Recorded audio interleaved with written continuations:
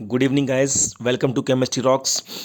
Guys, आज हम discuss करेंगे केमिस्ट्री, फिजिक्स, मैथमेटिक्स और बायोलॉजी का हरियाणा बोर्ड का जो सेट 3 का एग्ज़ाम होना है, जो स्टूडेंट असेसमेंट टेस्ट सेट का जो मंथली एग्ज़ाम होता है, जो कि स्कूलों में लिया जाता है, जो नवंबर मंथ, अक्टूबर और नवंबर मंथ का जो सिलेबस है, जो दिसंबर में एग्ज़ाम होना है, जिसके मोस्ट प्रोबेबली जो एग्ज़ाम 13 दिसंबर से स्टार्ट होने हैं, उन्हीं का मैं चारों सब्जेक्ट्स आपके केमिस्ट्री, फिजिक्स, मैथमेटिक्स और बायोलॉजी का सिलेबस आपसे इस वीडियो में डिस्कस करूंगा। बच्चों, ये हमारा जो सेट है इसलिए भी इम्पोर्टेंट हो जाता है क्योंकि अगर by the way any how किसी भी रीज़न से, कोविड की वजह से या किसी भी रीज़न से, अगर अप्रैल में जो एग्ज़ाम होने हैं, मार्च अप्रैल में जो एग्ज़ाम होने हैं, आपके फाइनल एग्ज़ाम होने हैं, अगर उनमें कोई भी रोकथाम रोक आती, कोई भी प्रॉब्लम आती है, तो मोस्ट प्रोबेबली संभावना यही रहेगी कि ये आपके जो सेट 2 हुआ है और सेट 3 हुआ है, इसके मार्क्स को ही एवरेज मार्क्स माना जाए आपके फाइनल एग्ज़ाम के मार्क्स के काउंट करने के लिए।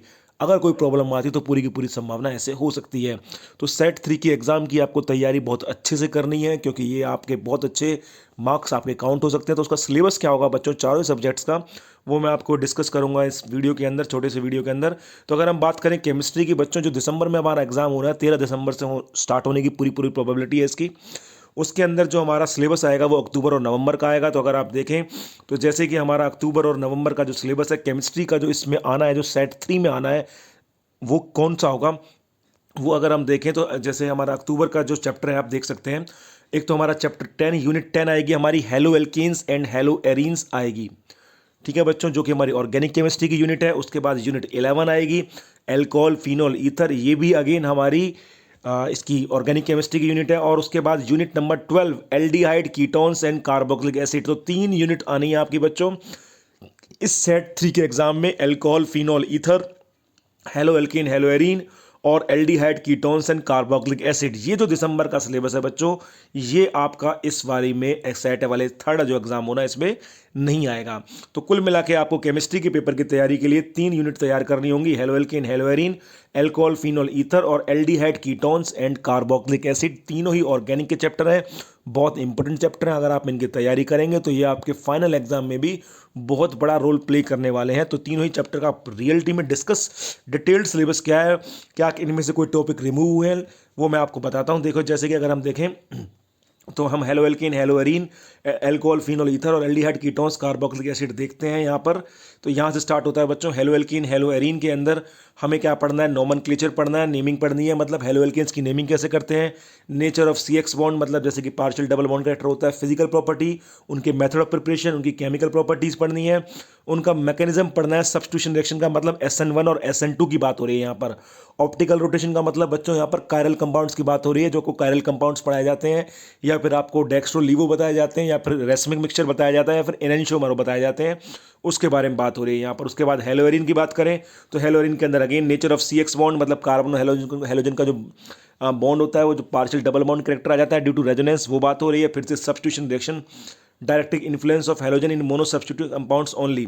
इसका मतलब ये है कि इसके अंदर आपको मेथड ऑफ प्रिपरेशन करने पड़ेंगे, हेलोरिन के फिजिकल प्रॉपर्टीज करनी पड़ेंगी और केमिकल प्रॉपर्टीज सारी की सारी करनी पड़ेंगी। तो हम कह सकते हैं कि हेलो एल्केन, हेलो एरीन में कोई भी हमारा टॉपिक स्किप नहीं हुआ है, कोई भी टॉपिक रिमूव नहीं हुआ है, आपको पूरा का पूरा चैप्टर कंप्लीट करना पड़ेगा। सिमिलरली अगर हम देखें बच्चों, एल्कोहल, फिनोल, ईथर, तो एल्कोहल, फिनोल, ईथर के अंदर भी हमारा बिल्कुल सेम टू सेम है। एल्कोहल, फिनोल, ईथर के अंदर नोमेनक्लेचर पढ़ना है, मेथड्स ऑफ प्रिपरेशन पढ़ने हैं, फिजिकल और केमिकल प्रॉपर्टीज पढ़नी है, identification of primary, secondary and tertiary alcohol को पहचान कैसे करेंगे कि प्राइमरी है, सेकेंडरी है, टर्शरी है, dehydration of alcohol, most important topic alcohol का, जिसको हम एल्कोहल को हीट करते हैं कॉन्सेंट्रेटेड H2SO4 की प्रेजेंस में। दो टेम्परेचर होते हैं, 443 केल्विन और 413 केल्विन पे, उस पर दो रिएक्शन होती हैं, एक में इथीन बनता है, एक में ईथर बनता है। तो वो दोनों का मैकेनिज्म जो हर साल एग्जाम में आता है वो करना है। फिनोल आपको करना है, फिनोल की सारी रिएक्शन करनी है, एसिडिक नेचर ऑफ फिनोल पढ़ना है, उसकी जितनी भी रिएक्शन है बच्चों, इलेक्ट्रोफिलिक सब्स्टिट्यूशन रिएक्शंस पढ़नी है हमें, जितनी भी रिएक्शन है, रीमन टीमन है, कोल्बे है, वो सारी की सारी रिएक्शन हमें कंप्लीट करनी है। सिमिलरली ईथर का भी हमें सेम टू सेम चीज़ें करनी है, नोमेनक्लेचर करना है, नेमिंग कैसे करनी है ईथर की, मेथड ऑफ प्रिपरेशन करने, फिजिकल प्रॉपर्टी और केमिकल प्रॉपर्टीज करनी है। तो इसके अंदर भी अगर हम देखें बच्चों, एल्कोहल, फिनोल, ईथर में भी कोई भी टॉपिक आपका स्किप नहीं हुआ है, कोई भी टॉपिक रिमूव नहीं हुआ है। और जो अगला टॉपिक है बच्चों, वो सबसे बड़ा चैप्टर आपको पता ही है, पी ब्लॉक के बाद अगर कोई सबसे बड़ा चैप्टर है केमिस्ट्री के अंदर तो वो है एल्डिहाइड कीटोन्स और कार्बोक्सिलिक एसिड। तो आपको इसके बाद एल्डिहाइड कीटोन्स और कार्बोक्सिलिक एसिड पढ़ना है, जिसके अंदर एल्डिहाइड एंड कीटोन्स का नोमेनक्लेचर, उसकी कार्बोनिल कंपाउंड का नेचर, उसकी न्यूक्लियोफिलिक एडिशन रिएक्शंस, उसके मेथड ऑफ प्रिपरेशन, सारी के सारे आपको करनी है। सिमिलरली कार्बोक्सिलिक एसिड का भी nomenclature, method of preparation, physical और केमिकल प्रॉपर्टी। तो आपको पता ही है बच्चों, ऑर्गेनिक केमिस्ट्री के अंदर 3 चीज़ें पढ़नी पड़ती हैं हर चैप्टर के अंदर, method of preparation, physical property और केमिकल प्रॉपर्टीज। वो सारी की सारी आपको करनी है। तीनों ही चैप्टर्स में ऑर्गेनिक के में से कोई भी टॉपिक आपका रिमूव नहीं हुआ है, क्योंकि ऑर्गेनिक केमिस्ट्री आपका बहुत इंपॉर्टेंट पार्ट होता है केमिस्ट्री का। तो इस तीनों चैप्टर में से कोई भी टॉपिक आपका रिमूव नहीं किया गया है, सारे के सारे टॉपिक आपके आएंगे। और ये सेट 3 का सिलेबस है। Chapter number 12 aldehyde ketone carboxylic acid, alcohol phenol ether and halo alkane and hello arene. अब चलते हैं बच्चों नेक्स्ट सब्जेक्ट के ऊपर।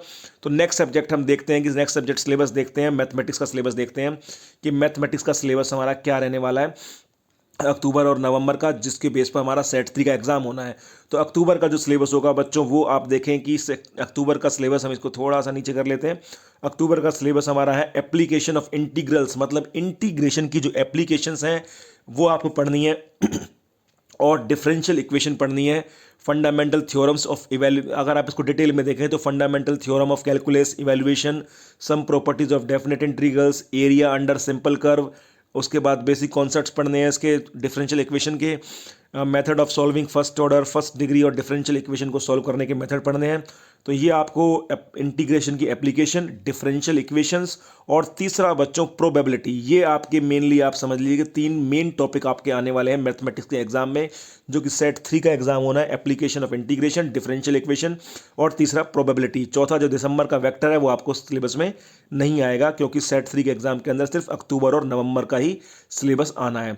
तो अगर आप इसको देखना चाहें तो नवंबर का प्रोबेबिलिटी और अक्टूबर का एप्लीकेशन ऑफ इंटीग्रल और डिफरेंशियल इक्वेशन को अगर आप डिटेल में देखना चाहें तो वो यहाँ पर आप इसको डिटेल में देख सकते हैं, लेकिन डिटेल में इसको नहीं दिया गया, सिर्फ यहीं के सारे टॉपिक मैथमेटिक्स के दिखा दिए गए हैं। अब चलते हैं बच्चों नेक्स्ट के ऊपर, हम देखते हैं नेक्स्ट सिलेबस देखते हैं हम फिजिक्स का। तो फिजिक्स का अगर आप सिलेबस देखें बच्चों, तो सिलेबस फिजिक्स के में अक्टूबर और नवंबर का सिलेबस हमारा जो कि सेट 3 के एग्जाम में आना है वो क्या है। तो अक्टूबर के अंदर बच्चों हमारा यूनिट 6 ऑप्टिक्स का हमारा जो पार्ट रह गया था, आपको पता होगा जब आपने एग्जाम दिया होगा अगस्त और सितंबर का, जो एग्जाम का के अंदर भी ऑप्टिक्स आई थी, लेकिन उसके अंदर हमारी वेव ऑप्टिक्स नहीं आई थी। जो चैप्टर 10 है वेव ऑप्टिक्स, वो आपकी बार आएगा आपके सेट 3 के एग्जाम में। इसके अलावा ऑप्टिक्स के चैप्टर 10 के अलावा और क्या आएगा हमारे पास, dual nature of matter and radiation, unit number 7 पूरी आएगी, कंप्लीट आएगी।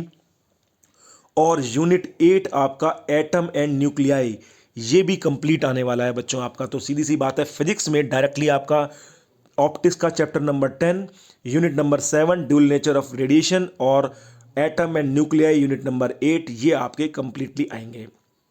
तो अगर आप इसको डिटेल में देखना चाहते हैं अक्टूबर और नवंबर का फिजिक्स का सिलेबस, तो आप ये देख सकते हैं। चैप्टर नंबर 10 हमारा आएगा, ये तो रे ऑप्टिक्स तो आपकी आ चुकी है सितंबर वाले एग्जाम में।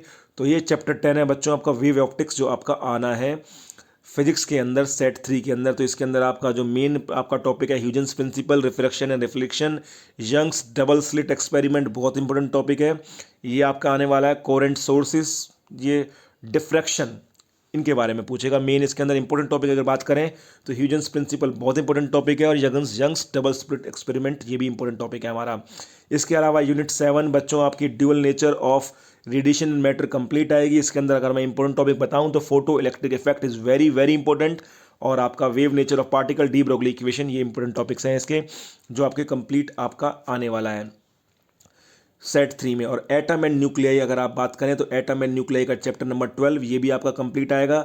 एटम एंड न्यूक्लियाई के अंदर आपका Rutherford model of atom, Bohr model of atom, hydrogen atom, postulates, Bohr radius, ये सारे के सारे आएंगे। तो ये आपका सारा का सारा चैप्टर इंक्लूड हो जाएगा, सारा का सारा चैप्टर आएगा। तो ये 6, 7 और 8 ये आपके चैप्टर आने हैं, यानी कि आपका एटम एंड न्यूक्लियाई और dual nature of matter and radiation 7th unit, और ऑप्टिक्स का केवल वेव वाला पार्ट आएगा, वेव ऑप्टिक्स आएगी।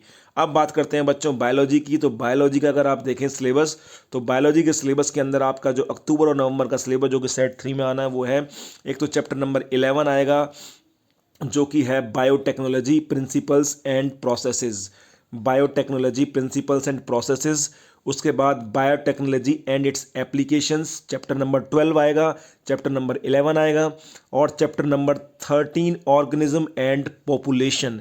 तो ये 3 चैप्टर आपके आने वाले हैं बच्चों। Chapter number 11 biotechnology principles and processes, chapter number 12 biotechnology and it's applications, chapter number 13 organism and population. ये 3 चैप्टर आपके आने वाले हैं बायोलॉजी के। अगर आप डिटेल में इनको देखेंगे तो डिटेल में अगर इनका सिलेबस आप देखना चाहते हैं कि आपका सेट 3 के अंदर जो डिटेल सिलेबस है वो क्या आने वाला है, और बच्चों यही सिलेबस आपका फाइनल एग्जाम का सिलेबस भी है। तो चैप्टर नंबर हमारा 11 बायोटेक्नोलॉजी प्रिंसिपल्स एंड प्रोसेसेस आप देख सकते हैं।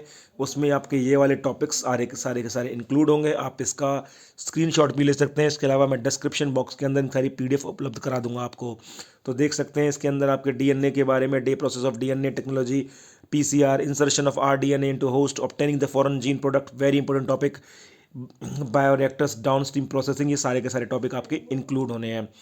उसके बाद chapter number 12 biotechnology and it's applications, ये वाला चैप्टर आएगा हमारा, जिसके अंदर ग्रीन रेवोल्यूशन, आरएनए इंटरफेरेंस जो कि बहुत इंपॉर्टेंट टॉपिक है, genetic engineering, approval of committee, biopiracy, सारे के सारे आने हैं। तो ये हमारा, इसके बाद हमारा ऑर्गेनिज्म एंड पॉपुलेशन, ये वाला चैप्टर बहुत बड़ा चैप्टर है बच्चों। ये पूरा का पूरा चैप्टर आपका आएगा सेट 3 के अंदर। Application of desert plants, animals, hibernations, ये सारे पॉपुलेशन एट्रीब्यूट्स। हालांकि टॉप चैप्टर थोड़ा बड़ा जरूर है बच्चों, लेकिन थोड़ा सा हमारा इजी चैप्टर है ये वाला। तो ये आपके बायोलॉजी के अंदर चैप्टर नंबर 11, 12 और 13 आपके आने हैं। तो ये बच्चों सारा का सारा सिलेबस था आपका फिजिक्स, केमिस्ट्री, मैथमेटिक्स और बायोलॉजी का, जो कि सेट 3 के एग्जाम में आ रहा है। सेट 3 अपने आप में बहुत इंपॉर्टेंट है, क्योंकि आपको बता चुका हूँ मैं कि ये आपका एग्ज़ाम फाइनल एग्जाम में काउंट हो सकता है। तो आप अच्छे से तैयारी करें। Thank you very much.